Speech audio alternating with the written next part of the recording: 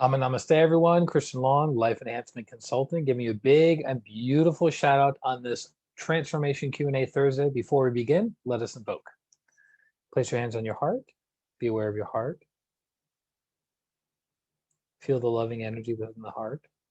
Feel this loving energy radiating throughout your physical body, your more subtler etheric body, your even subtler emotional body, your even subtler mental body, and one of your subtlest bodies is the spiritual and causal body. So your entire being is soaking and saturating in love. Lots and lots and lots of love. And be aware of your crown. Be aware of the expansion of the crown.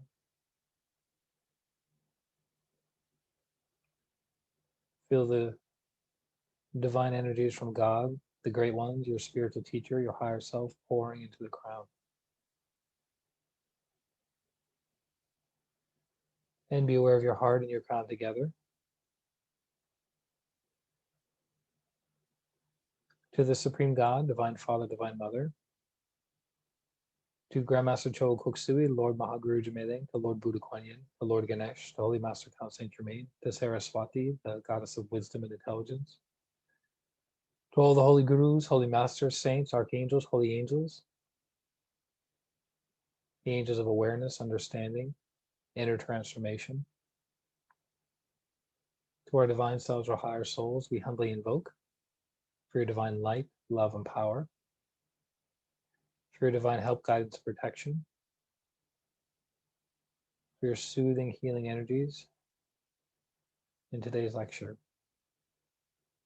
We thank you, Lord God, we thank you all. With gratitude, respect, and love, so be it, and so it is. Thank you. All right, let's see, volume's good. Welcome, everyone. Hopefully you're doing well on this Thursday or whenever it is that you're watching this recording. I'm here in Phoenix, Arizona at an Airbnb. This is July 8th, 2021, and we're in quite the heat wave. Basically, every single day this week is 110, 111, 112 degrees. I think we've hit 113, if I'm not mistaken, but summer ain't over yet. So have our questions off to the side. Again, I want to acknowledge each and every one of you who have been sending in questions that are on your heart and mind, that if those questions are answered clearly, succinctly, and practically, you can start implementing the answers into your day-to-day life to improve the quality of your life. So let's start off. Why do some shaman, healers, etc., have black cats as their helpers? What is magical about black cats? It's actually an interesting question that I was talking to my mentor about a couple of days ago. So it's like just randomly talking about that topic, and then the question comes up. There's levels of truth to anything, because you see, cats are with wizards, cats are with magicians, cats are with priests, priestesses, Egyptian priests, priestesses. What is it with cats? Well, as I understand it, cats can see energy. Cats can see energy. The significance of that in this example, not quite sure, but it's a little nice nugget, if you will. And they say that cats have 9 lives. Why is it that cats have 9 lives, and why do magicians use them? Because cats have historically been used as diversionary tactics. Meaning, if I'm a wizard and the wizard or the magician across town is sending me negative thoughts, negative feelings, speaking of me negatively, or trying to perform black magic on me, a cat historically has been used as a diversionary tactic. That cats are good at transmuting the energies projected by other people. So you can program a crystal, you can program a stone, you can program many things, even food, to absorb negative disease energies or psychic attacks. But you can also do it with animals. And as I understand it, because cats are who and what they are, it doesn't affect them the same way that if you did it to another animal. And also, animals vibrate lower or slower energetically than human beings do, right? we covered before about the different kingdoms and which bodies are developed or not so developed in the different kingdoms, right? The mineral kingdom, the plant kingdom, the animal kingdom, the human kingdom, the angelic kingdom. So animals in general vibrate lower than human beings do. They still have chakras, they still have a soul, but it's not necessarily an individualistic soul. It's called a group soul, right? So all the horses have a group soul, all the felines have a group soul, dogs, group soul, right? So it's not one soul that is embodied into that individual being. It's partial energy from a collective going into each of the individuals, okay? So the reason the shamans are used is because the healers and shamans would use cats is because they're good diversionary tactics, diversionary object for psychic attacks. I hope that was clear. Interesting getting this question right before logging on. I was kind of losing track of time working with my client who actually has tinnitus or tinnitus. I say tinnitus, he says tinnitus. How can you determine if ringing in your ear is tinnitus or clairaudience? So the protocol in pranic healing to help with tinnitus is twice a week for typically a month. I've gotten results much, much faster than that.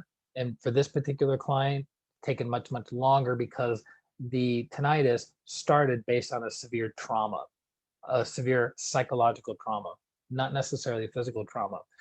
So it's healing the trauma, the emotionality over a decade of energizing it, energizing it, energizing it. So it's not necessarily just going to be 2 healings a week for 4 weeks. So how can you tell a difference? It's a good question.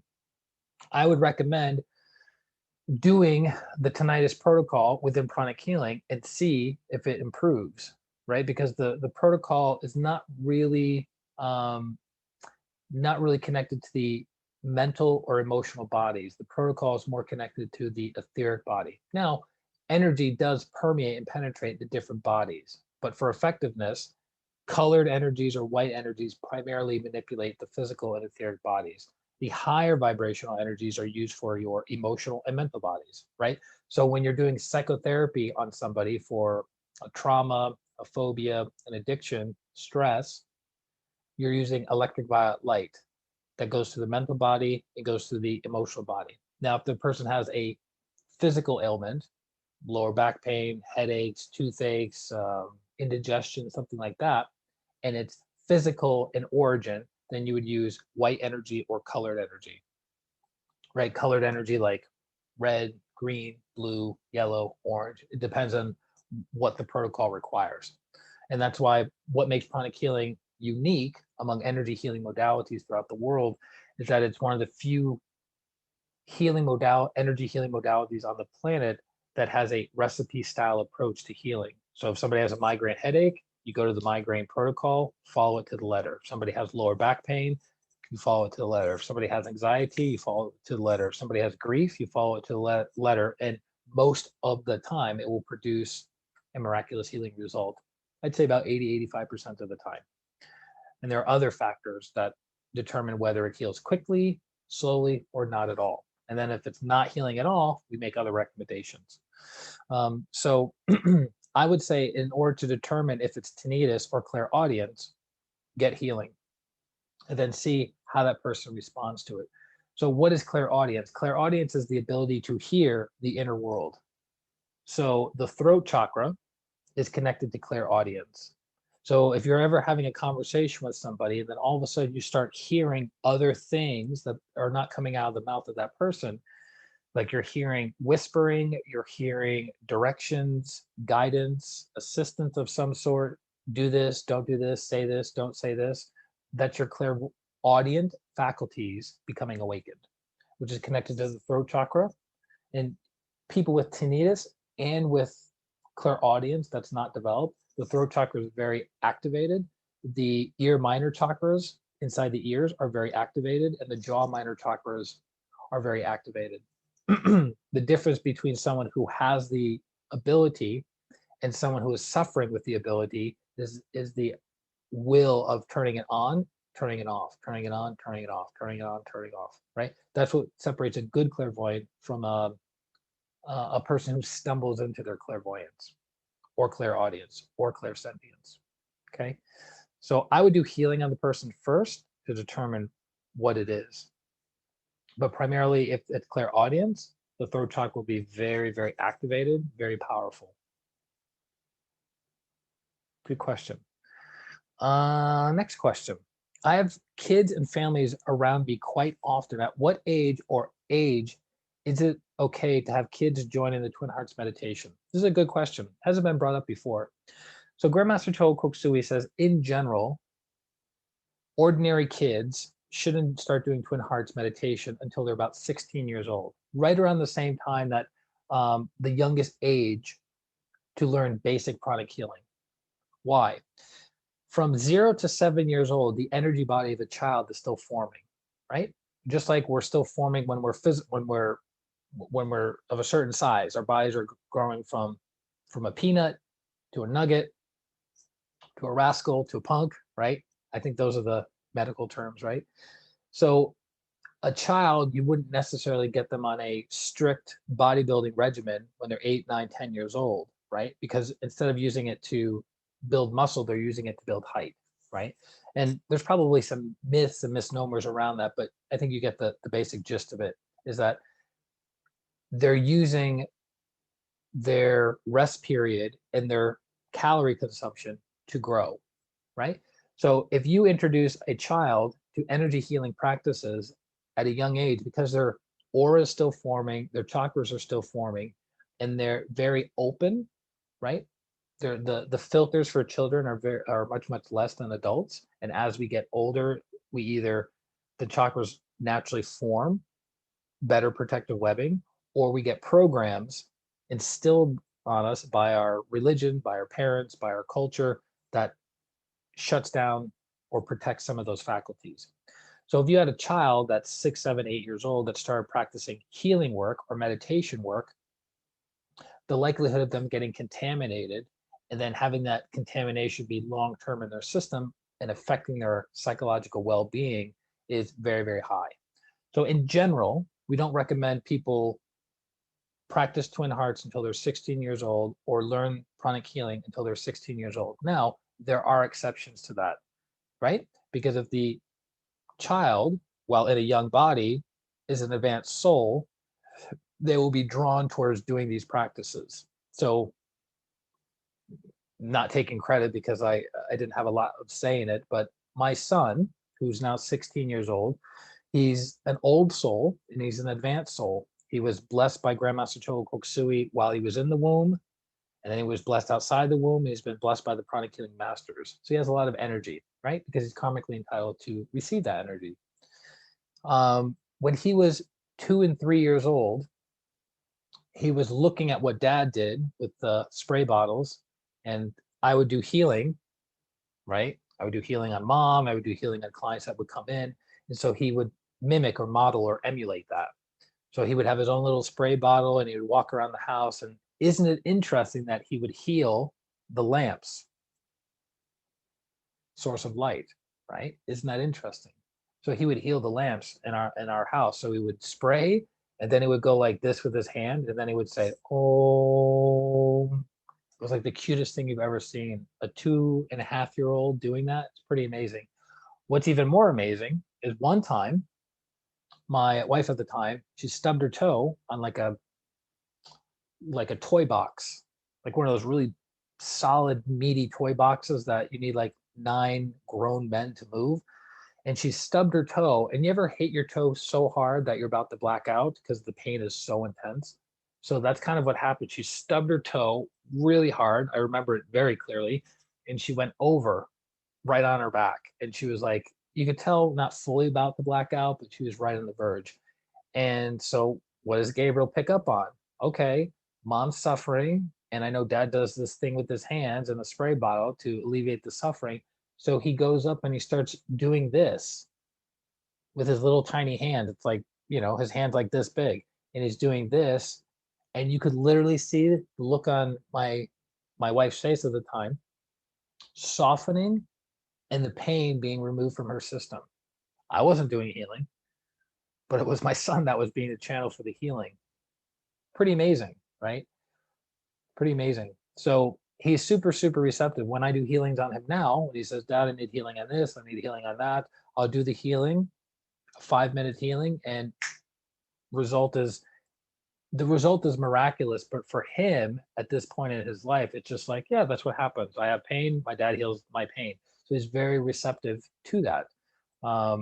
So he could have taken pranic healing at a much younger age. I know one of his friends took pranic healing at 13. Was she 13? She might have been 12, actually. Very old soul, advanced soul. So her energy body was more suitable for spiritual work and healing work than an ordinary person, right? So I hope that makes sense.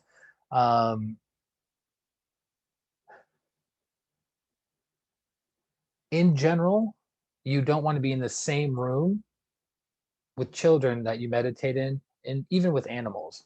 So if you meditate in your living room, you don't want other people in your space when you're meditating, because the bigger your aura is, the bigger your spiritual cord is, the more energy comes down and the more radiation you do, right? So that radiation is very potent and powerful to smaller auras that don't have as many filters in place, or solid filters regulating the amount of energy coming into them. It just hits them, right? So it can make them hyperactive, right? Because children in general, their lower chakras are more activated than their upper chakras, right? So that's what makes them grow, and that's what makes them very physically dynamic, right? So if those lower chakras are already big, you being in their presence and meditating makes their lower chakras even bigger, and it can make them hyperactive. So it can affect their sleep and things like that. So in general,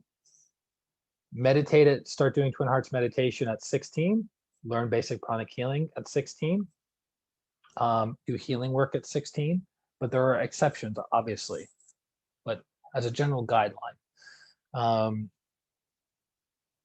And if children join in a group, the energy is much, much more potent and much more powerful. So in general, I don't recommend teenagers meditating in a group. I would say 18, 19 would be more appropriate for them to be doing group Twin Hearts meditation. But again, there are exceptions. My son did Arhatic yoga with me when he was 2 years old.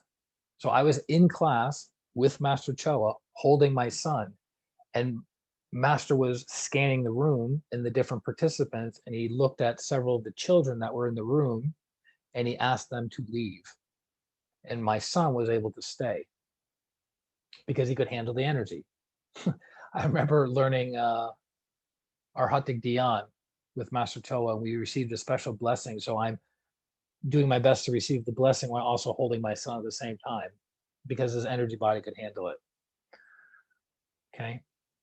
So I hope that guideline helps, and I hope it makes sense. Next question. GMCKS, Grandmaster Choa Kuk Sui, has been seen in many pictures wearing Rudraksha around his neck. What is your knowledge of Rudraksha from GMCKS teachings? Why did he and Master Ko wear it? So in India, there's these seeds. It's a seed you plant it in the ground and it grows a tree, right? Called Rudraksha beads. In general, Rudraksha beads. And if you look at them, they have little facets. So they have 3 facets and 5 facets and 6 facets, and depending upon how many facets it has determines what kind of energy it radiates and how expensive it is, right? And there are Rudraksha beads. Grandmaster Choa Kuk Sui has a necklace of big Rudraksha beads around his neck that I think that would be $100,000 or more. The size of the Rudraksha and that how many facets it has within the seed. But in essence, a Rudraksha bead holds on to energy for a very long time, and it doesn't really get congested. So it's like a crystal, right? So in pranic crystal healing, we're taught the different types of crystals, how to use them, how to cleanse them, how to program them, consecrate them, etc. You can do the same thing with a Rudraksha bead, especially certain Rudraksha beads that have a certain number of facets. So over the years of going to different Arhatic yoga retreats, 9-day retreats, 21-day retreats, or weekend retreats, some of the Indian disciples will come from India with a bag full of Rudraksha beads, get those Rudraksha beads blessed, and then pass them out to the disciples, which is an honor, and it holds on to the energy for a very, very long time. So I have many Rudraksha beads. I think actually, I'm trying to think if I have some on me right now. I know I have some at a friend's house who has some of my things. I moved my stuff from storage into his place because I basically got rid of everything in storage except for a few boxes. And I think within 2 of those boxes, I have Rudraksha beads that have been blessed and programmed with certain energies. And it was interesting because I remember I gave one of the Rudraksha beads to one of the masters at a retreat, a 9-day retreat, and she cleaned it and she blessed it and programmed it, something very specific for me. And when I wore it, it really had a profound effect on my energy body. And then I had to put it down and then wear it again, and then put it down and then wear it again. Because sometimes you can just put it in your pocket, right? And it's in your aura, so it's affecting your energy body. Other times you can actually have it strung up with a red string and have it on the between your heart chakra and your secondary throat. So in the middle, that's the best place. So in between the secondary throat and your heart, so right here, and then that will affect your energy. Very, very powerful, very powerful. It's funny because I would consistently lose that Rudraksha bead or misplace it, and I don't misplace anything. It's super rare for me to lose anything. So I misplaced it, and then it would come back to me, maybe a week, maybe a month later, and then I'd wear it for a little bit and then misplace it again. It was very strange. So in essence, a Rudraksha bead is a seed, it's a nut, it's 3 things. I forget, it's a seed, it's a nut, and something else. But it holds on to energy. And how many facets it has in the bead itself determines how valuable it is and how it holds on to that energy. Make sense? Yeah, it holds on to energy, holds on to blessings. Good question. Haven't gotten that one in a long time. Okay. When healing kids under the age of 6, are there any things to be aware of or not do? So in general, with children, we don't use colored energy.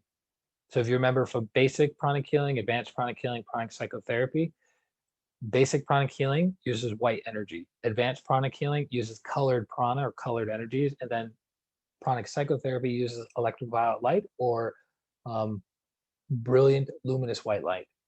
In general, when you're working with young children, especially babies, the elderly, you just use white energy in general. Now, if the child is advanced, and depending on where you're working on that person, you can use colored energies, right? But it depends on the person, because when you use white prana, it contains all the properties of all the other energies, but it's not as potent. So in white prana, there's vibrations of red in the white versus just using red. So red is really potent, right? Or green is really potent versus using white. So it depends on how advanced the soul is. But in general, when you're working with children, you want to use primarily white prana, and you want to really activate your heart. You really want to soften your energy, because it can be overwhelming. Children are in general very sensitive to energy. So if you come in very willful and very yang, their chakras respond very quickly, right? So it can make them even afraid. So one way of doing that is when you're doing the healing, you place your hand on your heart to activate your heart. You can also use a rose quartz ball that's been cleansed, consecrated, and as you put it in your hand, all the energy that you project out of your right hand, so in your left hand you hold it, all the energy you project out of your right hand is softened. Okay. Also wearing a rose quartz pendant covers your whole aura in pink, so it softens your energy. And then also in general, right? We don't use crystals on children. Their lower chakras are already activated, and also crystals are very penetrating, and it can be too much. So you can put your laser crystal down, your disintegrator crystal down, have a rose quartz ball, which radiates pink energy, and then you can do the healing, removing the congestion. And then if you need to do a little bit energizing, you can. They don't need as much energy in general as well, because their chakras are already spinning super, super fast. So you just remove the congestion and then you give them a little bit of energy. Okay. So those are some of the things to be aware of when working with children. Anything else? Also, they don't have to stay in one place. Children are overactive, right? We're always moving around. And we have a tendency as an adult, like, hey, I'm doing healing here. Sit, be still, be quiet. It's very difficult for children to do that unless they're a more advanced child. So if they want to mix it up and run around and, do whatever they have to do, yeah, then go ahead. You can still do healing on them distantly while they're moving around the room, bouncing off the wall, the ceiling, the couches, the chairs, high-fiving their parents, etc. So don't make it uncomfortable for them.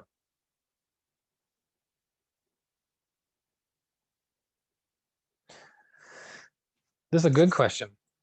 Who is qualified to bless items to make them more powerful? Anyone is qualified has been taught properly. Now, what determines how much power is impregnated into that item and how long that item is impregnated with the energy is dependent upon the person that's doing the blessing. So the bigger the spiritual cord, the bigger the crown of that soul, the more power and the longer the blessings will stay, right? So we're all familiar, or not all of us, but most of us are familiar with the Holy Eucharist in the Catholic faith that is consecrated or blessed by the priest. Now, this is a ritual that has been done millions and millions and millions of times for thousands of years, so it has its own energy connected to it. Now, it's going to be powerful whether the priest is developed or not developed. But if you have a very developed priest doing a very powerful ritual, which is ray 7 of the rays, the ray of magic, the ray of ritual, then it's going to have much more energy and much longer staying energy than if you have a priest that is not very developed. Now, does that have anything to do with age? No.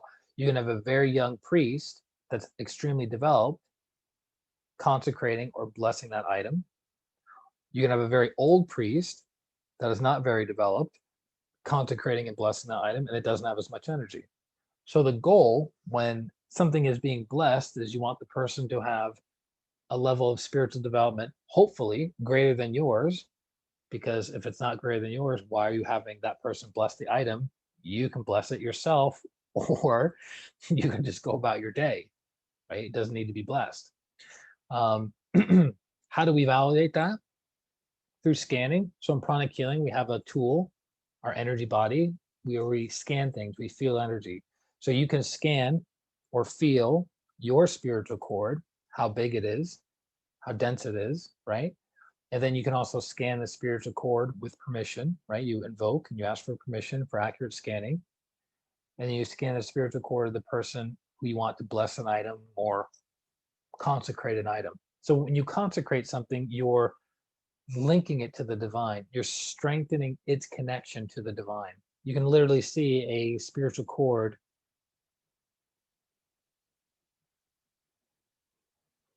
linking that thing upwards. So there's like a pillar of light. So you have let's say you have a crystal.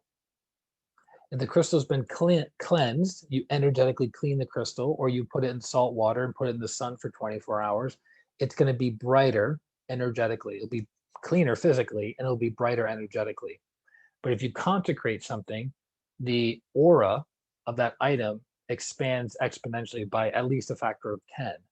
So you can literally see it becoming brighter, and you can see it connected to something. It's connected to the divine. It's been consecrated.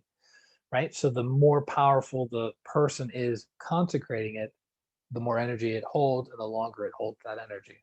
Does that make sense?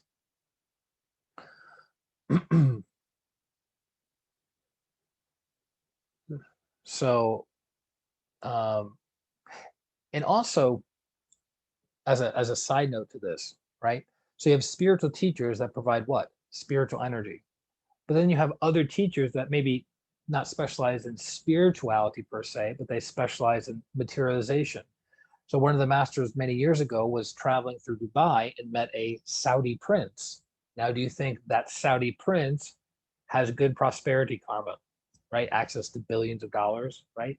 So when she shook this prince's hand, she anchored that awareness of receiving prosperity energies from this particular person, because this person is an embodiment of what? Materialization. Being born into a family with billions and billions of dollars, not having to work for it, right? It's a pretty sweet deal. So that person, if they were to touch anything, touch a phone, touch a business card, touch a wallet, shoes, whatever, it would be impregnated with what? Prosperity energies. Maybe not high vibrational spiritual energies, but if you're looking to, like, you're writing out a business plan and you want that business to be successful, you would bring that business plan printed out to somebody like that and go, hey, could you just check this out for me? Or could you just hold the paper? And them holding the paper is impregnating that thing with lots and lots and lots of materialization energies, right? Make sense? So it would be very bright. It would have a bright, bright aura, but it wouldn't be the same quality of energy as if that same business plan was being blessed by a spiritual teacher. Hope I didn't lose anyone on that one. So, next question. I've been told that the I am the soul affirmation is too strong for kids. Why? Goes back to the original question. Depends on the kid. Actually, there are adults that the I am the soul affirmation is too powerful for. So the I am the soul affirmation was developed by Grandmaster Choa Kok Sui over 30 years ago. And the I am the soul affirmation is a pathway of having oneness with the incarnated soul, with the higher soul, and then oneness with the higher soul, with the divine spark. It's really the path of self, soul, and God realization within one affirmation. So it's extremely powerful. When you do it in a group, it becomes exponentially more powerful. So in my younger days of leading a face-to-face group meditation in Denver, Colorado, we would do the I am the soul affirmation before we would do Twin Hearts. And surprise, surprise, people had really profound experiences, but it was very hard for them to get back into their bodies after the meditation. And thinking back now, because I haven't thought about this in years, but some of the experiences that people shared in the group were very, very high level. Even now, looking back, going, wow, those are really, really high level experiences. Because why? We were sitting in a circle. That's a tip. We were doing physical exercises thoroughly. That's a tip. We were doing a quick lecture, our breathing. That's a tip. And then we would do the I am the soul affirmation and then our meditation. And we spent a little bit extra time in the silence. And it was a great experience for people. And then we would do lots and lots and lots of physical exercises afterwards in a group. So we would all be anchoring our energies at the same time. So it never became a problem until one of the master pranic healers said, to the public, don't do the I am the soul affirmation in a group, right? So if you have a meditation that's open to anybody and everybody, people of all varying degrees of development, in general, don't do the I am the soul affirmation before meditation because it's too powerful in a group setting for the uninitiated. Now, if you have a group of pranic healers, you can do the I am the soul. If you have a group of Rahatic yogis, you can do the I am the soul, because the energy body of the practitioners have been upgraded through taking the different classes. Because every time you take a class in pranic healing or Rahatic yoga, your energy body is raising in its vibration. It's called initiation, right? It's called initiation. So you're able to access higher levels of energy that you wouldn't be able to ordinarily. That's the blessing of having a teacher. That's the blessing of having a spiritual school to feed you, right? So not only not for children, I wouldn't recommend the I Am the Soul for certain people, because it's you're doing what? You're activating the qualities of the soul to come down. Let's say the person's not super clean. Let's say the person has psychological imbalances. The I Am the Soul can aggravate those imbalances for that person, right? Because we think it's just an affirmation, right? We just think, oh, we're just saying a few words and then we do our meditation practice. No, it's a ritual, just like we talked earlier before about the priest blessing the Eucharist. That's a ritual that has been done many, many times, and it's accessing certain energies that outside that ritual, those energies are not being accessed. So when you do the I Am the Soul affirmation, you're accessing certain kinds of energies that you wouldn't normally access. So ordinary people typically don't experience high level spiritual energies throughout their day, throughout their week, throughout their year, right? And then you're like, okay, we're all just going to sit down and do a normal meditation. Ready? Let's do the I Am the Soul affirmation. And they're gone. Luckily, in our group in Denver, we always invoked, and I did my best to follow simple instructions that I'd been taught on how to lead a meditation group. But interestingly enough, one of the instructions years later was all disciples do the I Am the Soul affirmation before your meditation. What's the purpose of doing the I Am the Soul affirmation? To connect to the higher self, to connect to the divine spark, to connect to God. So it makes your practice much, much smoother.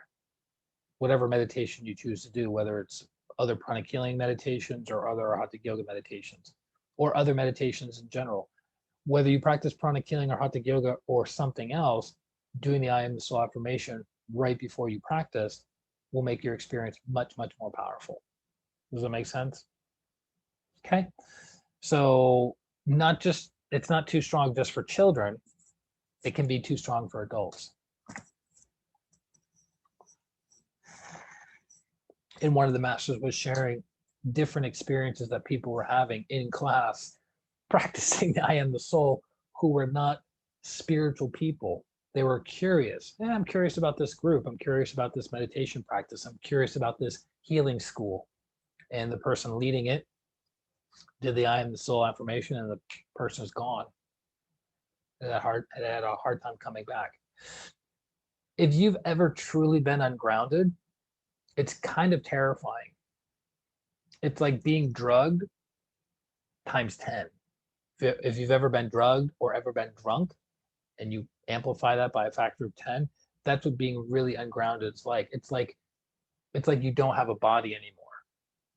And that can be very, very jarring for an ordinary person who doesn't have spiritual practices. So we just want to meet people at their level of development. Next question. Going through the questions fast today, huh? Some busy travel days are filled with getting to the airport super early or super late. I thought about doing the Twin Hearts meditation on the plane, but how do you do exercises before and after when you can't leave your seat? Fair question, right? So you want to do the Twin Hearts meditation. And then we do physical exercises before Twin Hearts. Why? To release disease congested energy, to empty our cup, to receive more energy in the meditation. Why do we do exercises after the meditation? To release any and all disease congested energies that are coming out through our practice, and then allow us to absorb fresh prana from the meditation. But what if you can't do it? Okay. Wouldn't worry too much about it. Wouldn't worry too much about it. What do I mean by that? Are you going to be every day traveling and every day not having enough time to do your physical exercises before and your physical exercises after? Of course not. So if it's a one-off or two-off thing, don't worry about it. Doing your meditation practice is important, right? Because it's connecting you. Now, it's actually really funny. So there was a woman, this is many, many years ago, there was a woman who didn't want to get contaminated on the plane, right? So she created a shield, right? So in pranic psychic self-defense for home and office, a class and the book, by Grandmaster Cho Koksui, you're taught techniques on how to shield your energy body, your mental body, your emotional body, your etheric body from influences that aren't so pleasant. Mental influences, emotional influences, and even physical influences, right? So this particular person was traveling and she wanted to be shielded while she traveled. So she goes, all right, I'm going to shield myself. And she did something called a body fit shield, which means the shield is not out here, right? The shield is literally attached to your skin. It's a certain kind of shield that your body, your etheric body can't breathe very well. So it's a shield that you use for a short period of time when your physical body might be in danger. So if you're traveling through a unsafe part of town where there's stabbings, there's gunshots, there's robberies, there's rapes, you would use a body fit shield to protect yourself physically / etherically. But you don't have that shield for a prolonged period of time because it's hard for the energy body to breathe with that shield on. So she creates a body fit shield and she goes, well, I got all this time. I'm on a plane. Why not do my spiritual practice? Why not grow a little bit more? Let me do Twin Hearts. So she starts doing Twin Hearts, and then all of a sudden she starts hyperventilating. She feels all this pressure in her chest. She feels overwhelmed, and she's like freaking out like major. And I think she was sitting next to a master, if I remember. I remember a master telling this story, and I think she was sitting next to a master. Good karma for her. And the master was asking these questions like, what's going on? Are you okay? What do you need? What's happening? Yada, yada, yada. Seeking to understand. Well, this person created a body fit shield that did what? Protected the physical body from any and all influences, but doesn't allow the energy body to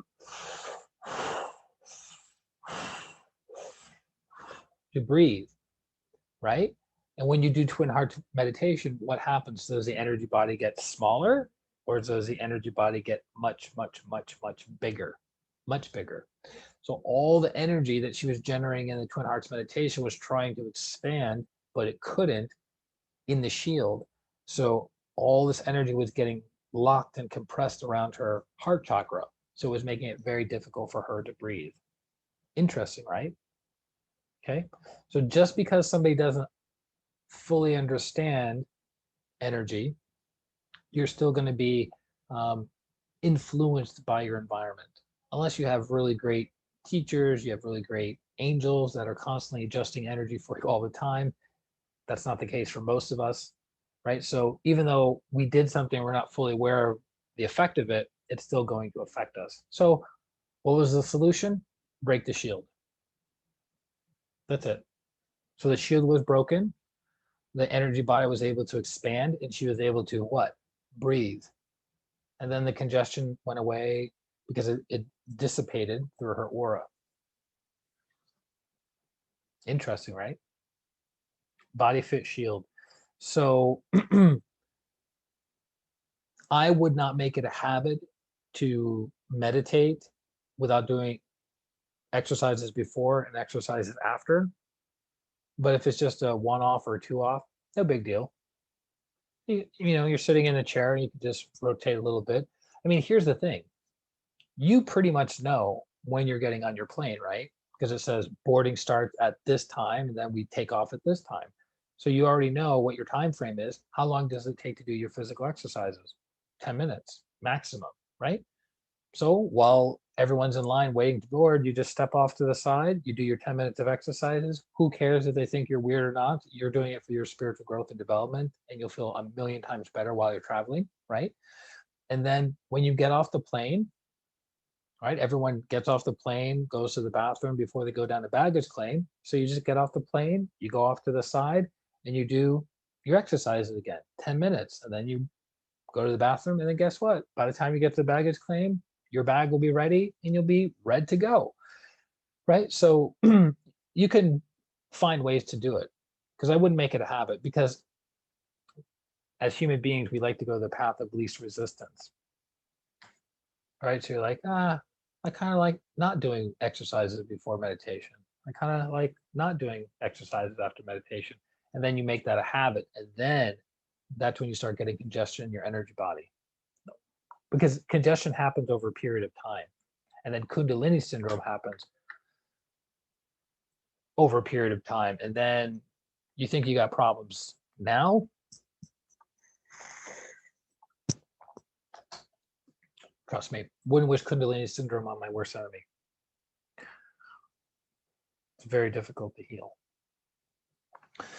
Next question. Doing your spiritual practice, especially meditation, is much more powerful and energetic when done outside. Can you please elaborate on why and the benefits of outside versus inside practices? Well, that depends. Well, Christian, what does this depend on?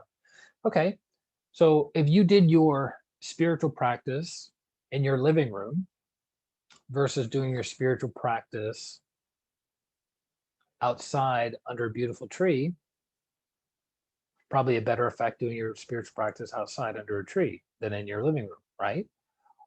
But what if you have the opportunity of doing your spiritual practice in a holy center, a synagogue, a mosque, a cathedral? Different energy, right? These places have anchored divine light that you can tap into. So this past month, I had the opportunity of going to the Olympic tryouts in St. Louis, Missouri. And then my friend Paul and I, we went over to the St. Louis Basilica, and it was amazing, amazing. And we did Twin Hearts there, and it was amazing. Now I can tell you wholeheartedly the effect that I got doing Twin Hearts there versus the Twin Hearts that I did at my place in Kalispell, Montana, much more powerful. Why? Because it's a place where people come to focus on God, to be aware of God. So true, I would do my meditation practice regularly, but I can't compete with thousands of people coming in to do spiritual practices every single week, right? So there's anchored energy in the holy centers. And there are holy centers in the physical world that are outside, like vortexes in Sedona, where I was this past month, right? So it depends. I've been to beautiful places outside visibly, like physically look beautiful, but the energy was not very clean, not very wholesome, not very welcoming, right? So it depends.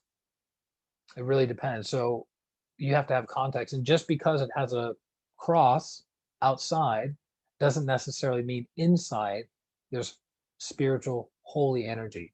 Most likely there is, but it depends on what has happened at that place, how frequent, how often it's visited, how many people are spiritual who practice there. So in pranic psychic self-defense for home and office, we're taught when you disconnect a cord from somebody, right? You cut the cord from them to someone else, the person who's needing the energy, you attach them to a church, but the church has to be active. Does that make sense? So you have two churches in town, right? In your city, two churches. One church has 50 people that occasionally come every other Sunday.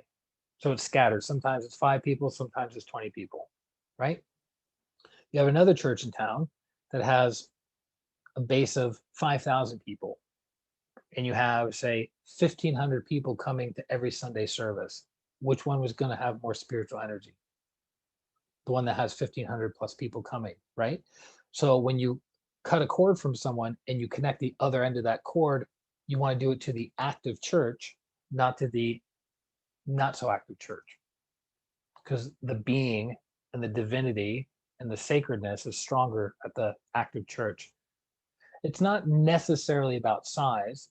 Size helps, right? But you could have 50 people who are super developed attending that church that would far exceed the spiritual energy of 1,500 people, but it depends. To give you an example, the pranic healing masters at certain levels influence countries. So the energy body of pranic healing masters at certain levels influence countries, meaning they're holding the energy of countries, right? Ordinary people cannot do that. They don't have the purification, they don't have the understanding. But as you continue to move up in your spiritual practice, your energy body expands, expands, expands, expands, expands. So your ability to influence your environment increases for the better, hopefully, right? You're not using it to influence the environment for your own personal gain. Okay, so I hope that makes sense. When you meditate outside, in general, the energy is cleaner. Why? Because the sun is the sun is infusing the air globules with solar energy, solar prana, which is revitalizing, rejuvenating, and regenerating. You don't typically get that freshness in a house, especially when the blinds are down. Does that make sense? So if you're outside, and the sun is radiating, you have these big air globules getting filled up with bright, bright vitality, and you go outside and you do your exercises, you're releasing disease congested energy, not in the space that you're meditating in, that you would be if you were inside, and you're absorbing fresh prana. So right here in Phoenix, Arizona, there's a lot of what? Solar energy.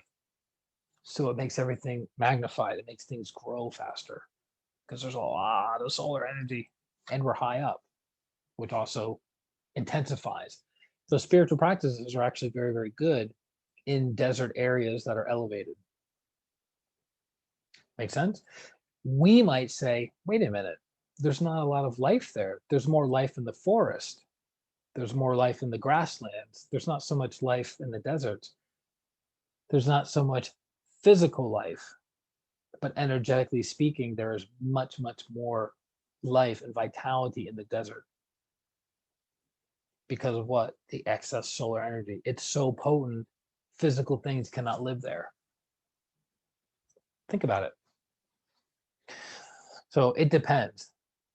What I recommend is exercise outside, both before meditation and after meditation. Do your breathing outside, and then do your meditation practice inside in the same place that's not encroached by other people.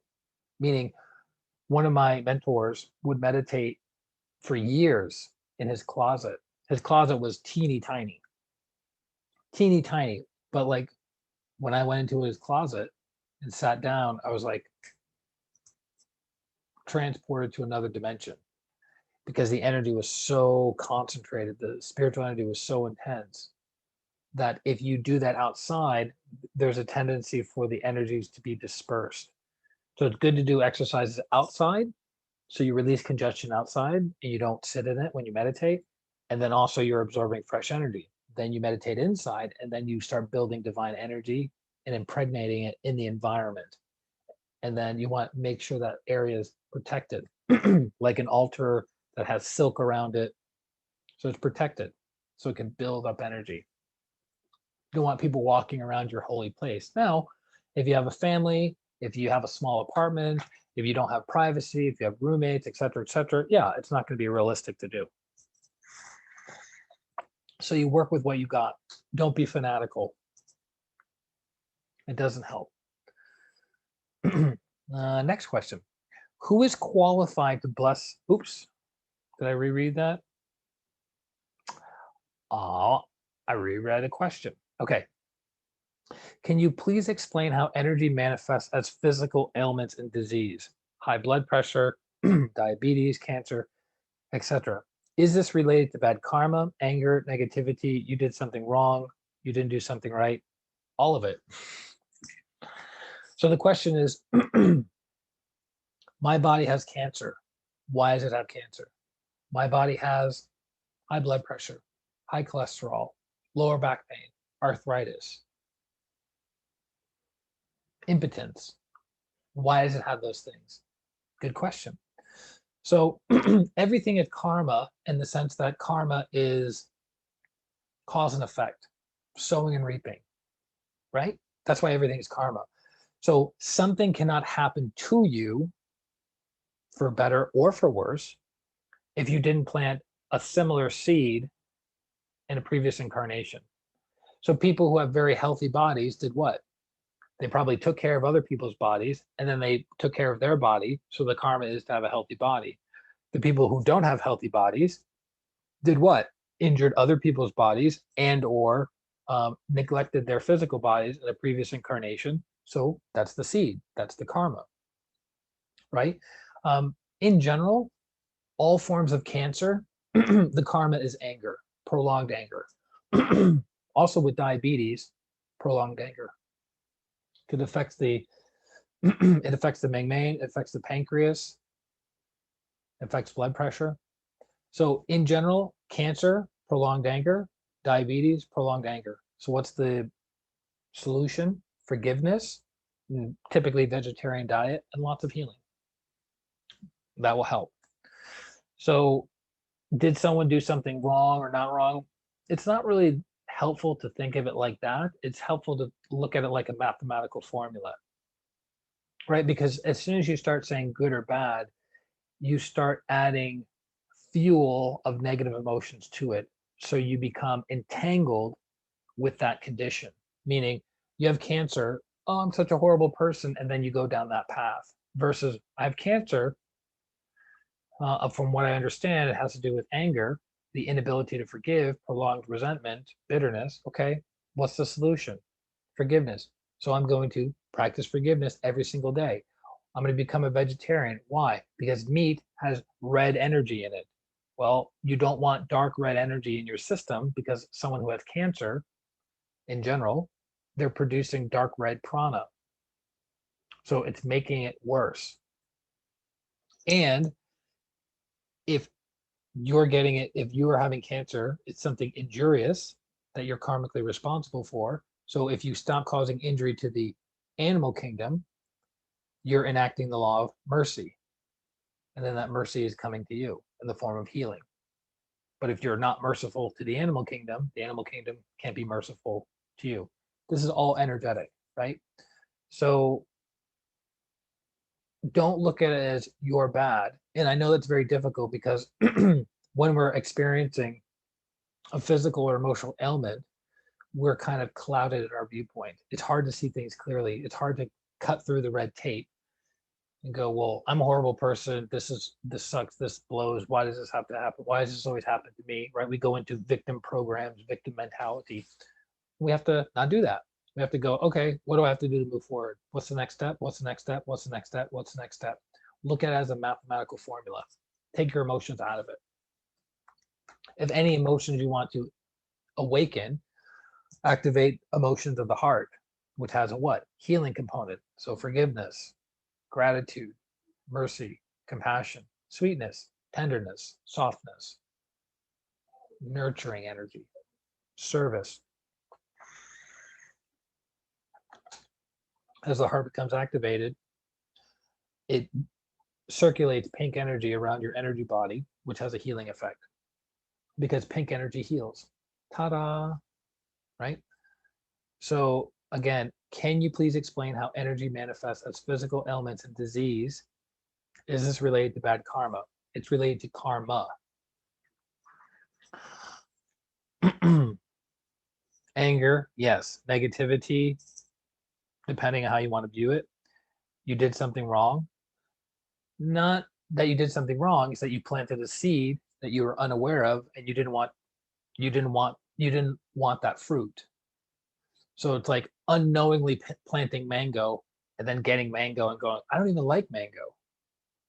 This sucks. And then you're looking at the mango. You go, this sucks. Why do I always get mango? I don't like mango. It's too sweet. It makes my teeth hurt. I can't digest it properly. So you spend all this time complaining about the mango, complaining about what's materialized and manifested versus, all right, well, if I'm holding a mango, what does that mean? That I planted mango. Okay. Have I been planting mango recently? Have I been planting mango in my relationships? Have I been planting mango in my finances? Have I been planting mango in my health? Have I been planting mango in my spiritual development? Where am I planting mango? Okay, I'm going to stop planting mango in those areas and I'm going to start planting watermelon. So I'm going to stop planting the seed I don't want to turn as a fruit, and I'm going to start planting the seed that I want to turn up as a fruit. Does that make sense? So that goes back to awareness, and as Grandmaster Choa Kok Sui would say, without awareness, there's no inner transformation. So most of us keep seeing the things materializing in our lives, and we go, this sucks, I don't like this, but they don't have the awareness that they're the ones planting them. Maybe not this lifetime, but previous incarnations, because the soul is continuous and it just picks up a body,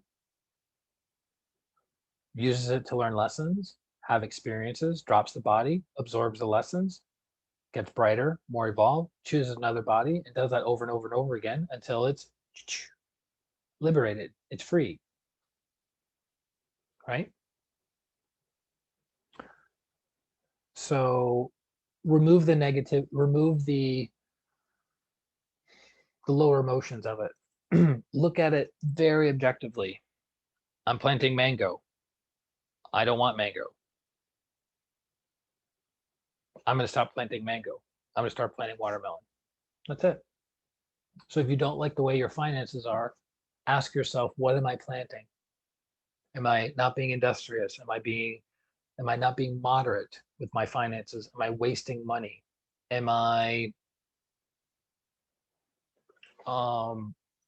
am I not being moderate with my finances? Okay. So what do I want my finances to look like? I want them to look like this. Okay, so what seeds do I have to plant to make my finances look like that, right? So you just look at it objectively, a mathematical formula. 1 + 1 = 2.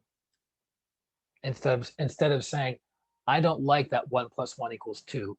The fact that it equals 2 makes me very angry, makes me very upset, makes me very helpless and hopeless. It's still 2 though. 1 + 1 is still 2, right? So being upset about it and spiraling downward doesn't help. I hope that helps. I hope that makes sense. Okay. So that is our Q&A for today, guys. Lots of love to each and every one of you. Again, we want to make these teachings practical for you, not theoretical. Like, oh, that sounds nice. And what's on channel 7? Right? We want you to understand the theory and then practice that, integrate it into your life, and then it becomes wisdom. Right? Because that's what we're all after. Wisdom. As Master Cho would say, from wisdom comes all other things. Forehead chakra. Okay? So thank you guys very much for joining. Let us close. Place your hands on your heart. Be aware of your heart. Be aware of your crown. Be aware of your heart and your crown together. To the Supreme God, Divine Father, Divine Mother, respected and beloved teacher, Grandmaster Choa Kok Sui, Lord Mahaguru Jmeling, the Lord Buddha Kuan Yin, the Lord Ganesh, the Holy Master Count Saint Germain, to Sarasvati, to all the holy gurus, holy masters, saints, archangels, holy angels, healing ministers, the angels of wisdom, understanding, to our divine selves or higher souls, we thank you all for your great, great blessings. Thank you for helping us become better people and better souls to move our lives forward. We thank you, we thank you, we thank you. With gratitude, respect, and love, so be it, and so it is. Thank you. Thank you, thank you, thank you. Thank you. All right. Thank you guys very much, and I will see you soon. This is Christian Long, Life Enhancement Consultant, wishing you a beautiful day, a beautiful week, and a beautiful life. Atma, namaste. Bye-bye.